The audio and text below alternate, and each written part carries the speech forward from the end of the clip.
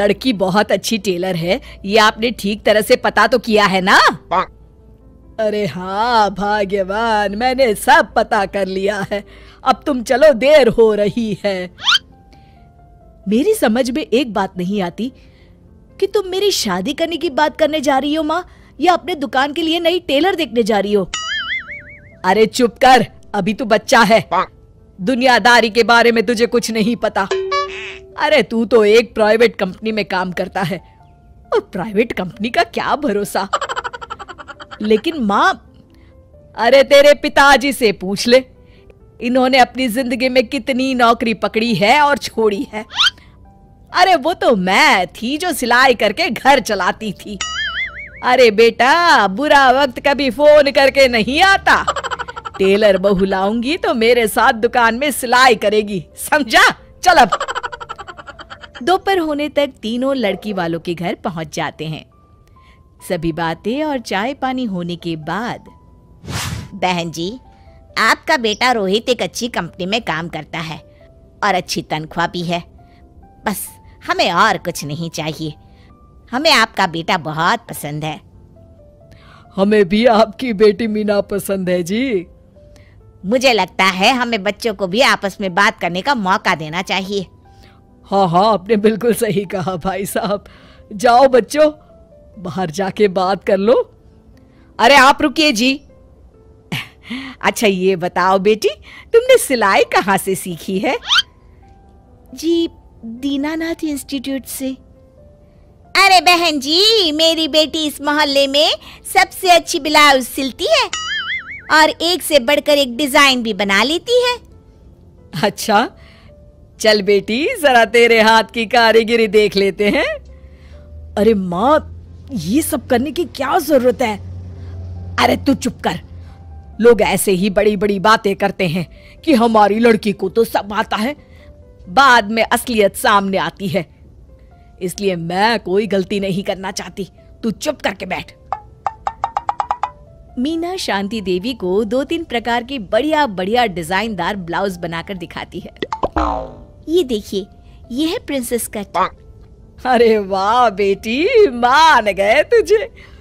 तू तो मुझसे भी अच्छा ब्लाउज सिल लेती है। चलिए बहन जी, हमें तो आपकी बेटी पसंद है। अब इसी बात पर मुंह मीठा कराइए। जी बिल्कुल। इस तरह रोहित और मीना की शादी हो जाती है। शादी के अगले दिन से मीना अपनी सास के साथ सारा दिन दुकान पर सिलाई करती रहती और अपने पति रोहित को जरा सा भी समय नहीं दे पाती थी। फिर एक दिन रोहित फोन करके मीना से कहता है, मीना, आज शाम को हम दोनों किसी अच्छे रेस्टोरेंट में खाना खाने चलेंगे। तुम तैयार रहना, मैं ठीक वक्त पर पहुंच जाऊंगा। ठीक है जी। शाम को रोहित जब घर आता है तो मीना सिलाई मशीन पर बैठी ब्लाउज सिल रही होती है। अरे ये क्या? मैंने तुमसे कहा तो था कि शाम को हमें रेस्टोरेंट में खाना खाने के लिए जाना है, और तुम हो कि सिलाई कर रही हो। हद हो गई। मुझे माफ कर दीजिए जी, क्या करूं, ये ब्लाउज मुझे कल अर्जेंट सील कर देनी है। सारा दिन तो तुम माँ के साथ दुकान पर सिलाई करती हो। अरे कम से कम शाम का वक्त तो मेरे लिए रखा करो। तभी वहां शांति देवी आ जाती है। अरे क्यों बहू को परेशान कर रहा है? कल ये तीनों ब्लाउज सुबह सिल कर देनी है। चल जा, अपना काम कर। रोहित चुपचाप वहां से चला जाता है।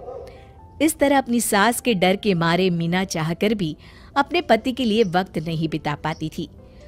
फिर एक दिन रोहित दोपहर को ऑफिस से घर आता है। उसके साथ उसकी कार में एक लड़की बैठी होती है। दोनों एक दूसरे से मुस्कुराकर बातें कर रहे होते हैं। माँ, जरा टेबल पर रखी मेरी फाइल तो देना, मैं भूल गया था। ये कौन लड़की है तेरे साथ? अरे माँ, ये तो मेरे साथ ऑफिस में काम करती है। इतना कहकर रोहित वहां से चला जाता है। उसी शाम, अरे क्या हुआ भाग्यवान, तुम्हारा चेहरा क्यों उतरा हुआ है? किस चिंता में डूबी हुई हो? क्या बताऊं जी, आज रोहित के साथ एक लड़की आई थी। कह रहा था उसके ऑफिस में काम करती है। मुझे तो उस लड़की के चाल चलन बिल्कुल ठीक नहीं लगते। कहीं दोनों के बीच कोई चक्कर तो नहीं है। अब अगर चक्कर हुआ भी तो इसमें बुराई क्या है? अरे बड़े अजीब आदमी हो आप, कैसी बातें कर रहे हो? तो और क्या कहूं, तुम घर में बहू के बजाय एक काम करने वाली लड़की लेकर आई हो जो सारा दिन तुम्हारे साथ तुम्हारी दुकान पर काम कर सके। अरे भाग्यवान, शुक्र मनाओ कि मैं शरीफ था, इसलिए मैंने कभी किसी औरत की तरफ आंख उठाकर भी नहीं देखा। पर अब हर कोई तो मेरे जैसा नहीं हो सकता ना। इतना कहकर गिरधारी वहां से चले जाते हैं। शांति देवी समझ जाती है कि गिरधारी क्या कहना चाहते हैं। उसे अपनी गलती का एहसास हो जाता है और वो सोचती है जितनी जल्दी हो सकेगी वो अपनी गलती सुधार लेगी। और इसीलिए 2 दिन के बाद, रोहित बेटा, मैं चाहती हूं कि कुछ दिनों के लिए तू अपनी ऑफिस से छुट्टी ले ले। क्यों, क्या हुआ माँ? अरे कुछ नहीं बेटा, मैंने तेरे और बहू के लिए शिमला की 2 टिकट बुक की है। मैं चाहती हूं कि तुम दोनों कुछ दिनों के लिए बाहर घुमाओ। क्यों बहू, ठीक है ना? सासू माँ की बात सुनकर मीना का चेहरा भी खिल उठता है। वो शर्मा कर कहती है, जी माँ जी, जैसा आप ठीक समझे। और इस तरह शांति देवी पूरी तरह से बदल जाती है।